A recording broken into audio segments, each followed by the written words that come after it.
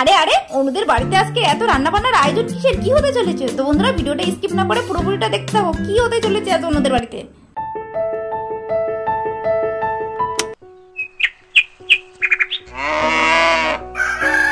যাক বাবা, সমস্ত কাজ বাজ করা হয়ে গেছে, শুধু এবার রান্না বসালেই হয়ে যাবে। এবার একটু ওইদিকে যাই, সে ভাই ফোঁটা দেওয়ার জন্য ধান দুব্বো, তারপরে তোমার হচ্ছে চন্দন বাটা, কুলের কাটা সব রেডি করে রেখে এসেছিলাম। ওগুলো বরং না ভালো করে থালাতে সুন্দর করে সাজিয়ে ফেলি, ভালো করে আর একবার দেখে নি সবকিছু ঠিকঠাক আছে কিনা।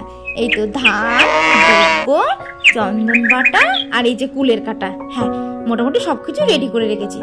দেখো কত বেলা হয়ে গেছে, মেয়েটার এখনো ওঠারই নাম নেই। উফ, আমার ভালো লাগে না। সেই কালকে রাত্রেবেলায় বলে রেখেছি, মাম্মা কালকে তুমি কিন্তু সকাল সকাল উঠবে, আজকে কিন্তু পিকলু দাদাকে ফোঁটা দিতে হবে। একদমই তার নাম গন্ধই নেই, ঘুম ঢোস ঢোস করে শুধু ঘুমাচ্ছে। যাই বরং মেয়েটাকে ডেকে নিয়ে আসি। অনু, এই অনু, বাবারে এই সোনা ওঠ, আমার সোনা মা। অনু, মাম্মাম ওঠো বাবা ওঠো, দেখো সকাল হয়ে গেছে, শিগগিরই উঠে পড়ো। এই বাবা দেখ বাইরে কত আলো ফুটে গেছে, কখন সেই সকাল হয়েছে, তুই পড়ে পড়ে এখনো ঘুমাচ্ছিস? হ্যাঁ ওঠ মা ওঠ, আর ঘুমাতে হবে না। আর ঘুমালে হয় বল? আর কখন উঠবি? দেখ বেলা গড়িয়ে তো আবার দুপুর হতে চললো, ওঠ মা ওঠ। কি হয়েছে মা, কি বলছো? ঘুমটা ভাঙিয়ে দিলে কেন মা? সে কি রে, তোর কিছু মনে নেই? কালকে যে বললাম আজকে ভাবতে দ্বিতীয়া পিকলুকে তুই ভাই ফোঁটা দিবি, কখন উঠবি? হ্যাঁ ও তাই মা? হ্যাঁ রে বাবা হ্যাঁ ওঠ। আর কখন উঠবি, কখন স্নান করবি দেখবি ও এক্ষুনি চলে আসবে। ও মাম্মা, তো তুমি আগে আমাকে ডাকতে পারো না, এখন ডাকছো? হ্যাঁ হায় রে হায়, মেয়ের কাণ্ডখানা দেখো। হ্যাঁ তোকে সে কোন ভোরবেলা থেকে ডাকছি তুই জানিস? হ্যাঁ ঠিক আছে, অনেক কথাবার্তা হয়েছে, এবার তাড়াতাড়ি ওঠ, স্নান কর। আমি তোর বড় জামাগুলো বের করে রাখি, ঠিক আছে? ও মাম্মা, আমি জামা পরবো না, আমি আজকে শাড়ি পরে ভাই ফোঁটা দিতে চাই। ও শাড়ি পরবি? আচ্ছা আচ্ছা বাবা, যা পরিস পরবি খুনি, ঠিক আছে ঠিক আছে। আমি বরং একটা আলমারি থেকে শাড়ি বের করে রাখবো খানি। হ্যাঁ আর তাড়াতাড়ি নেই, আমার অনেক কাজ বাজ বাকি, কোনো রান্না বান্না হয়নি, আমি যাচ্ছি। হ্যাঁ তুই তাড়াতাড়ি করে বেরিয়ে আয়, তোকে স্নান করে দেবো। মা, ও মা, মাগো এই দেখো আমি বেরিয়ে এসেছি, আমাকে স্নান করিয়ে দাও। হ্যাঁ রে হ্যাঁ হ্যাঁ বাবা আয় আয়, আমি জল টল সব তুলে রেখেছি, তাড়াতাড়ি করে এবারটা স্নান করিয়ে দেবো। তুই মাসিমণির কাছে গিয়ে একটু শাড়িটা পরে নেবে, ঠিক আছে? এদিকে সরে এসে তাড়াতাড়ি করে স্নান করিয়ে দি। ওং গঙ্গা ওং গঙ্গা ওং গঙ্গা। মাম্মা তুমি ওং গঙ্গা বলছো কেন? ওরে আমার পাগলি মেয়ে, স্নান করার সময় মা গঙ্গাকে ডাকতে হয়, তাহলে গঙ্গা স্নান করা হয়ে যায়, বুঝতে পেরেছিস? যাও শোনা, তোমার স্নান করা হয়ে গেছে, আমি মাসিমণিকে ডেকে দিই, তুমি বরং মাসিমণির কাছে শাড়িটা পরে নেবে, ঠিক আছে? হ্যাঁ মা ঠিক আছে। দেখবে খাটের উপরে আমি শাড়িটা রেখে দিয়েছি, ঠিক আছে? এই জিনা, জিনা এদিকে একটু আয় তো। হ্যাঁ দিদি ভাই বল, কি হয়েছে কি?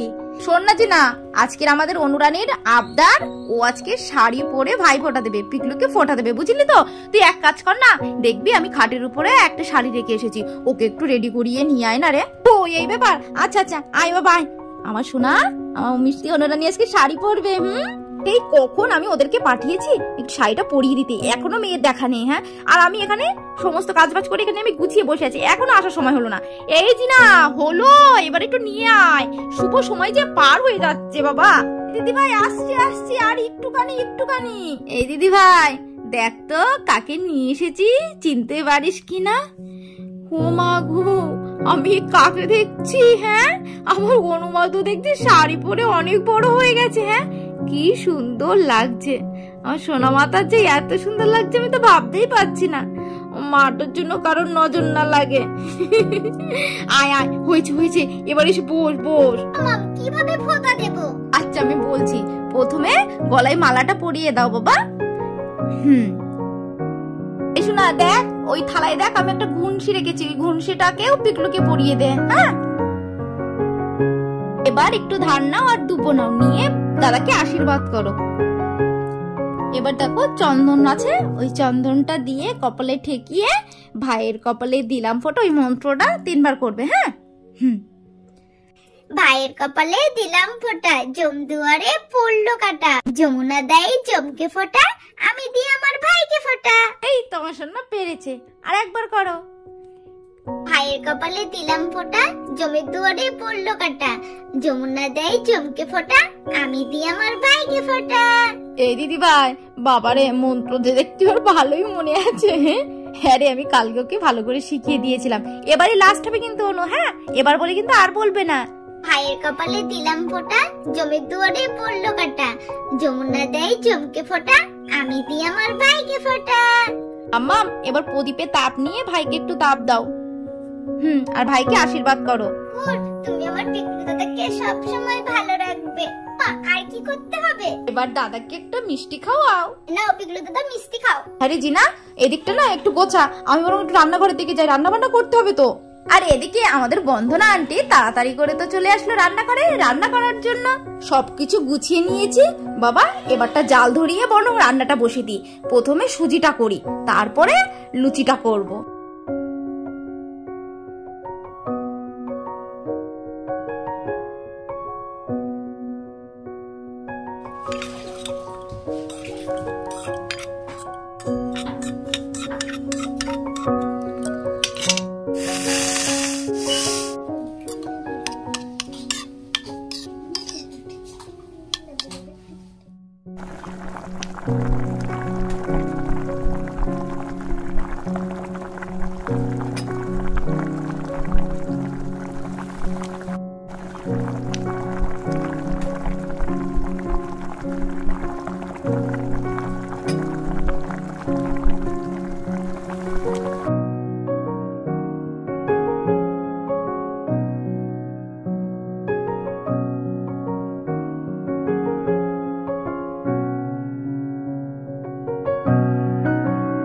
যাক, সুজিটা করা হয়ে গিয়েছে, এবার লুচিটা করার জন্য ফটাফট ময়দাটা মেখে ফেলি।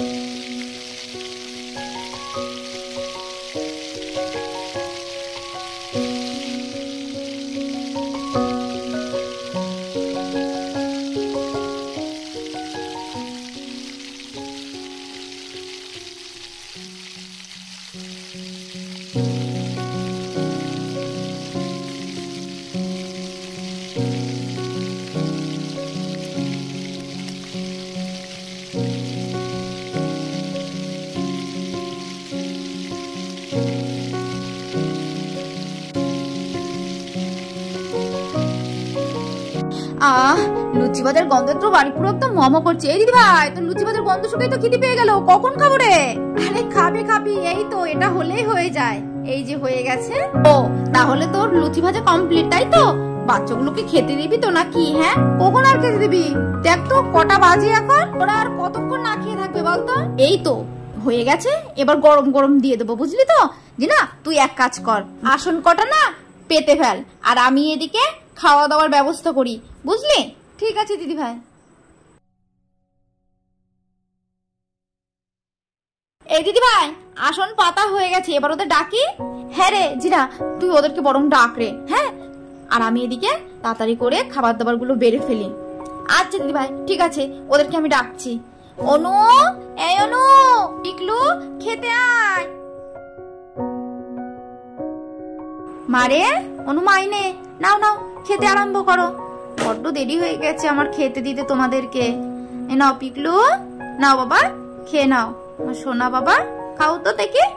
একটু আন্টির একটু লেট হয়ে গেল তোমাদের খেতে দিতে। দাঁড়াও, এবার একটু সুজি দিই। নাও নাও, শিগগিরই শুরু করো শুরু করো। পিকলু তুমি বসে আছো কেন? খাও, শুরু করো। খুব সুন্দর হয়েছে কিন্তু তোমার সুজিটা আন্টি। আর লুচির সঙ্গে সুজিটা কিন্তু বেশ ভালো লাগছে। আমার অবশ্য লুচি আর সুজি খেতে খুব ভালো লাগে। ও মাম্মা, সত্যি খুব সুন্দর লাগছে গো সুজিটা। তাহলে তো আর একটা করে লুচি খেতেই হয়। নাও নাও, আরো একটা করে লুচি দিলাম। তাহলে তাড়াতাড়ি করে খাও, পেট ভরে খাও। পিকলু তুমিও বাবা তাড়াতাড়ি খাও। হ্যাঁ, লজ্জা করে খাবে নাকি? তাহলে বন্ধুরা, এটাই কিন্তু ছিল আজকের অনুরানীদের বাড়ির ভাইফোঁটার খাওয়া দাওয়ার আয়োজন। তো এপিসোডটা কেমন লাগলো? হ্যাঁ, যদি ভালো লেগে থাকে লাইক কমেন্ট শেয়ার করতে ভুলবে না। আর অবশ্যই চ্যানেলটা সাবস্ক্রাইব করে দিও। ভালো থেকো, সুস্থ থেকো। দেখা হচ্ছে নেক্সট ভিডিওতে। টাটা।